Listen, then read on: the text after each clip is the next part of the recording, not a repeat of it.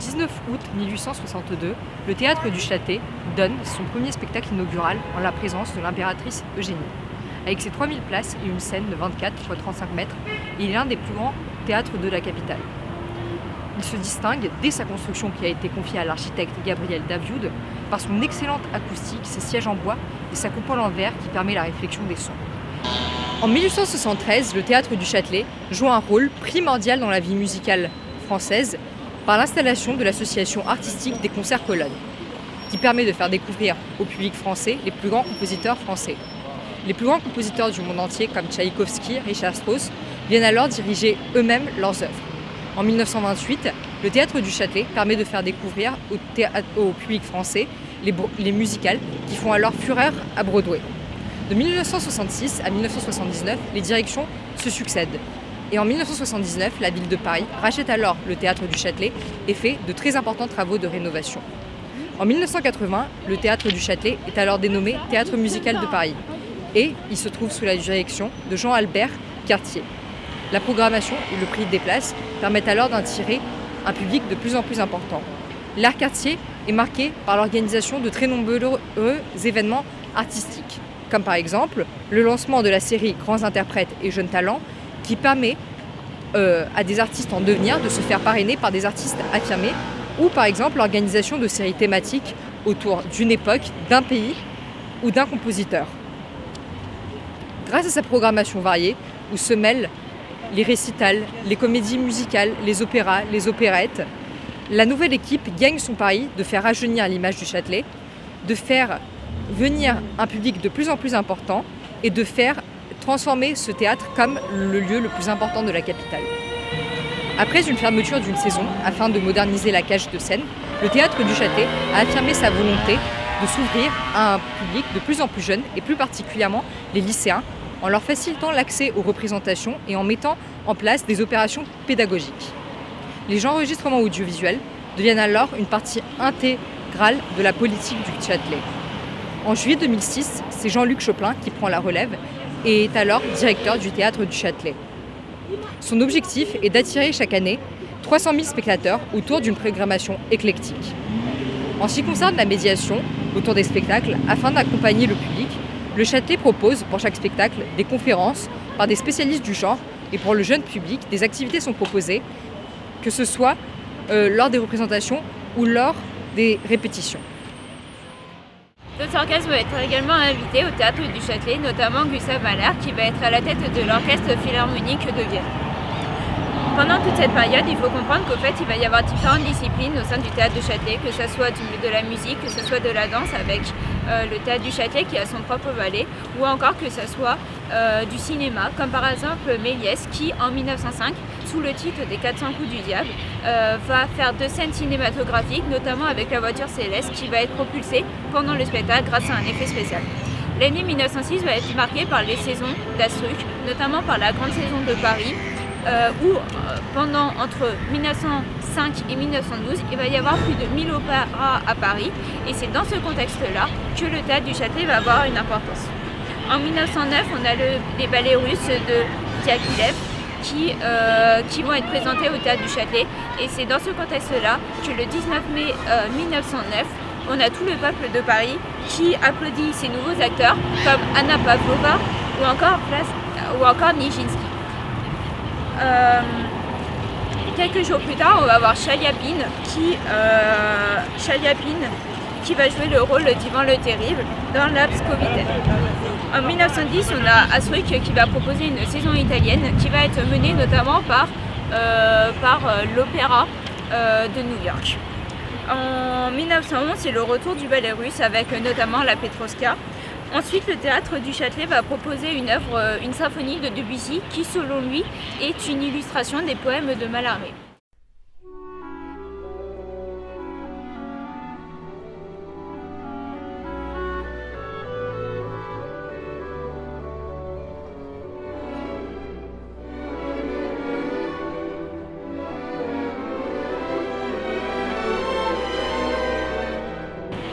De 1928 à 1966, on a le théâtre du Châtelet qui va passer sous la direction de Lehmann, qui va notamment faire venir les spectacles de Broadway au théâtre du Châtelet comme Black Showboat, New Moo ou encore Nina Rosa. En 1933 et 1934, on a le théâtre du Châtelet qui va accueillir des acteurs russes tels que Chaliapin, comme on l'a vu, ou encore Danilova et Malessine à travers l'opéra russe. En 1941, on a le théâtre du Châtelet qui va connaître son plus grand succès avec les valses de Vienne, le chanteur de Mexico, Méditerranée, Monsieur Carnaval, qui va faire intervenir de grands chanteurs comme Fernandel, Tino Rossi ou encore Luis Mariano. En 1980, on a le théâtre de Châtelet qui va faire des productions à la fois étrangères et françaises et notamment faire intervenir des festivals comme le festival d'automne, de jazz, de poésie, etc. Le Châtelet passe sous la direction de Cartier qui veut attirer un plus grand public et qui va faire des opérettes d'1 heure ou encore des thèmes comme par exemple la saison Mozart, l'intégrale de Ravel, l'opéra russe, etc. Au jour d'aujourd'hui, le directeur du théâtre de Châtelet ne veut pas abandonner la création lyrique et chorégraphique du théâtre de Châtelet, mais veut ouvrir les événements artistiques dont la caractéristique est davantage l'audace et la légèreté.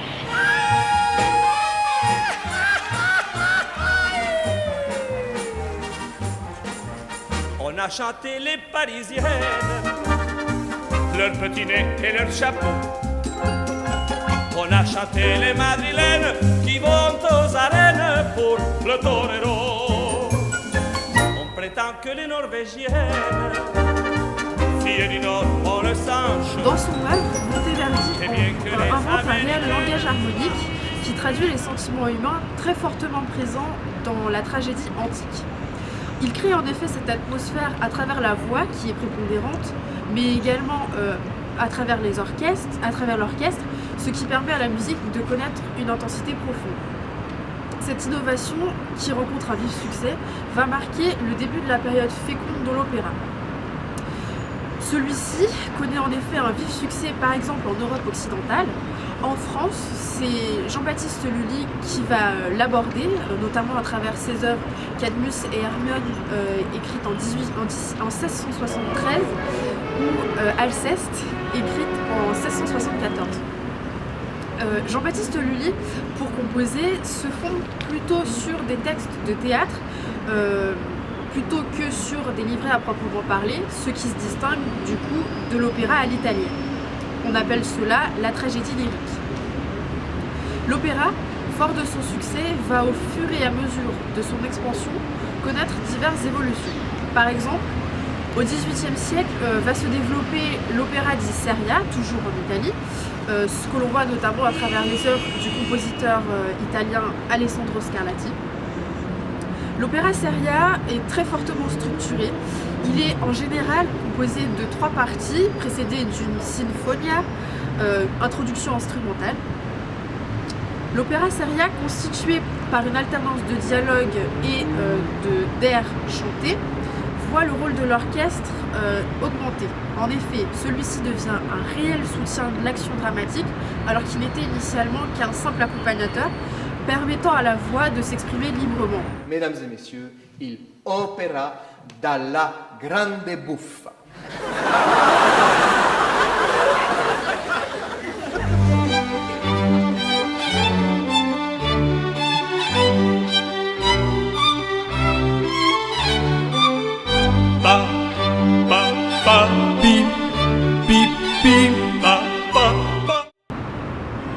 Cependant, en parallèle de l'expansion de l'opéra seria, va naître l'opéra buffa, dit opéra bouffe en français, dont les récitatifs sont plus naturels. Les récitatifs sont en effet les parties où la voix intervient seule, accompagnée de l'orchestre, ce qui permet de faire avancer l'action dramatique. Dans l'opéra bouffe, le comique, voire le burlesque sont de rigueur, ce que traduit parfaitement l'œuvre de Giovanni Pergolesi, La servante maîtresse, écrit en 1733. L'œuvre de Pergolèse va notamment donner naissance à une querelle très connue, dite querelle des bouffons, à laquelle aura par exemple pris part le célèbre philosophe français des Lumières, Jean-Jacques Rousseau. En réaction à cette querelle, naît l'opéra comique, qui est une déclinaison française de l'opéra à l'italienne. Il comprend des dialogues parlés, ce qui se distingue des récitatifs chantés de l'opéra bouffe. Au XIXe siècle, c'est l'opéra allemand qui entre en scène dans l'univers musical, entraînant une affirmation de l'orchestre qui connaît à l'époque un fort développement et qui devient beaucoup plus conséquent, et connaît également une diversité de timbres très forte. Ludwig van Beethoven va par exemple illustrer ce fait en 1805 dans son opéra Fidelio. Toujours au XIXe siècle, en Italie cette fois-ci, certains compositeurs vont s'atteler à rénover le bel canto. Celui-ci se caractérise en effet par une grande virtuosité musicale et de très grandes ornementations, ce que par exemple de très grands et virtuoses de la musique tels que Maria Malibran auront l'occasion d'expérimenter au cours de leur carrière. Le Barbier de Séville, œuvre de Gioachino Rossini, écrite en 1816, comporte de nombreux passages de bel canto et est un réel succès finalement. Par ailleurs, nombreux sont les compositeurs qui ont su mettre en avant et en valeur l'opéra, tels que par exemple Verdi ou Richard Wagner, dont les œuvres sont toujours interprétées aujourd'hui et qui connaissent toujours un fort succès. Enfin, vers la fin du XIXe siècle, émerge un nouveau genre musical, c'est l'opérette. Il se situe en effet entre la musique classique, mais également le théâtre.